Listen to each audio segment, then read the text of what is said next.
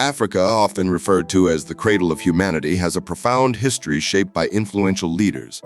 These leaders not only navigated their nations through pivotal times, but also contributed significantly to the broader narrative of African resilience, identity, and progress. These leaders include Nelson Mandela, Kwame Nkrumah, Queen Zinga, Haile Selassie, and Ellen Johnson Sirleaf. First African leader is Nelson Mandela. Born in 1918, was a prominent anti-apartheid revolutionary and political leader in South Africa. He played a crucial role in ending apartheid, the institutionalized system of racial segregation. Mandela became involved in anti-colonial and African nationalist politics, leading to his involvement with the African National Congress, ANCS. In 1962, Mandela was arrested and sentenced to life imprisonment for his involvement in sabotage against the apartheid government. He spent 27 years in prison, becoming a global symbol of resistance to oppression. Mandela was released in 1990, and his efforts contributed to the dismantling of apartheid. He played a pivotal role in negotiations to establish multiracial elections in 1994, leading to South Africa's first fully representative democratic election. Mandela became the country's first black president, serving from 1994 to 1999. His presidency focused on reconciliation and the dismantling of the legacy of apartheid. Mandela's leadership emphasized forgiveness and unity, earning him international acclaim. After leaving office, he continued advocating for peace, human rights, and HIV/AIDS awareness until his passing in 2013. Mandela's legacy endures as a symbol of the fight against injustice and the pursuit of equality. Mandela's formative years in the Thembu royal family instilled in him a sense of justice and equality. His experiences laid the groundwork for a life dedicated to challenging oppressive systems. Things you need to know about Nelson Mandela. Anti-apartheid activism.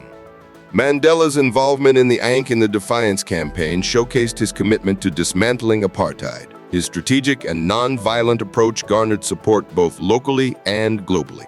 Imprisonment and release. Mandela's imprisonment on Robben Island became a symbol of resistance.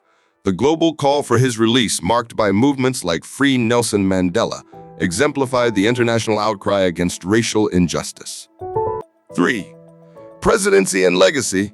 Mandela's presidency focused on reconciliation, dismantling institutionalized racism, and building a democratic South Africa.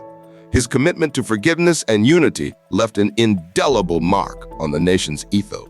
Before I proceed, please kindly consider clicking the subscribe button to support the effort invested in creating this informative content. Your engagement, including liking the video, helps enhance its visibility through the YouTube algorithm, reaching a wider audience for greater impact. Let's continue. Second African leader is Kwame Nkrumah. Born in 1909, was a Ghanaian politician and a key figure in the African independence movement. He played a crucial role in Ghana's journey to becoming the first sub-Saharan African country to gain independence from colonial rule. Nkrumah initially studied in the United States and later in London, where he became involved in anti-colonial activities. In 1947, he founded the Convention People's Party, KIP, in Ghana, advocating for self-government and independence. Nkrumah's efforts and charisma led to Ghana achieving independence from British colonial rule on March 6, 1957. Upon independence, Nkrumah became Ghana's first prime minister and later its first president after the country became a republic in 1960. He pursued ambitious economic and social programs, including industrialization and infrastructure development, with the goal of modernizing Ghana and improving the standard of living. Nkrumah was a proponent of Pan-Africanism, advocating for the unity of African nations to achieve collective strength and independence. He hosted the All-African Peoples Conference in 1958 and played a role in the establishment of the Organization of African Unity, AU. Despite his initial popularity, Nkrumah faced challenges, including criticism of his leadership style and economic policies. In 1966, while he was on a state visit to Asia, a coup took place in Ghana, leading to his ousting from power. Kwame Nkrumah spent the remainder of his life in exile, mainly in Guinea, where he continued to advocate for African unity until his death in 1972. Nkrumah's legacy persists as a significant figure in the Pan-African movement and as a symbol of Ghana's struggle for independence. Things you need to know about Kwame Nkrumah. 1. He is founding father of Ghana. Nkrumah's intellectual prowess and dedication to Ghana's independence led to its liberation in 1957. His vision went beyond political freedom, encompassing economic and social progress. 2. Pan-Africanism. Nkrumah's call for Pan-African unity was articulated in his book Africa Must Unite, hosting the All-African People's Congress in 1958, aimed at fostering solidarity among African nations. 3. Leadership and achievements. As Ghana's first president, Nkrumah implemented ambitious infrastructure projects, focusing on education and industrialization. His leadership style, though criticized for its centralization, aimed at rapid development. 4. Legacy and African independence movements. Nkrumah's influence extended to other African nations striving for independence, emphasizing the interconnectedness of African struggles against colonialism. Third African leader is Queen Zinga, also known as Nzinga Mbande, was a 17th century ruler of the Andongo and Matamba kingdoms in present-day Angola. She is renowned for her resistance against Portuguese colonization and the Atlantic slave trade. Queen Zinga skillfully navigated political alliances, engaging in both diplomacy and military strategies to protect her kingdoms from European encroachment. Her contributions include fostering unity among various ethnic groups and challenging the oppressive forces of the time, leaving a lasting legacy as a symbol of resistance and leadership. Things you need to know about Queen Zinga. 1. Queen of Dongo and Matamba. Queen Zinga's ascendancy to power in the 17th century showcased her ability to navigate the complexities of leadership in a male-dominated society. 2. Resistance against Portuguese colonization. Zinga's resistance against Portuguese colonization involved a combination of diplomatic negotiations and military strategies.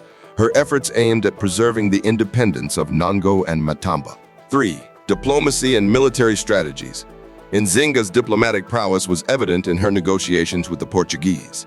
Simultaneously, her military strategies, including guerrilla warfare, displayed her dedication to protecting her people. 4. Legacy for African women leaders. Nzinga's legacy serves as an inspiration for African women leaders, challenging traditional gender roles and highlighting the crucial role women play in shaping the destiny of their nation.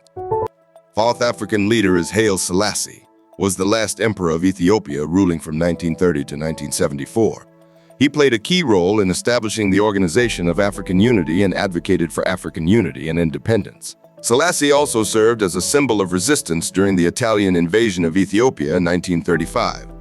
His influence extended to the Rastafari movement, where he is considered a messianic figure. Things you need to know about Haile Selassie. 1. Emperor of Ethiopia. Haile Selassie's rule saw Ethiopia navigating the challenges of modernization while maintaining its cultural identity. 2. Leadership during Italian invasion. Selassie's eloquent plea to the League of Nations following Italy's invasion brought international attention to Ethiopia's plight, showcasing his commitment to sovereignty. 3. Efforts for African unity. Selassie's endeavors for African unity culminated in the establishment of the 4. Influence on Rastafari movement. Selassie's divine status in the Rastafari movement emerged from his association with the prophecy of a messianic figure. His influence on Rastafarian beliefs persists as a spiritual cornerstone. Fifth African leader is Ellen Johnson Sirleaf, born in 1938, is a Liberian politician and economist. She served as the president of Liberia from 2006 to 2018, making history as Africa's first elected female head of state.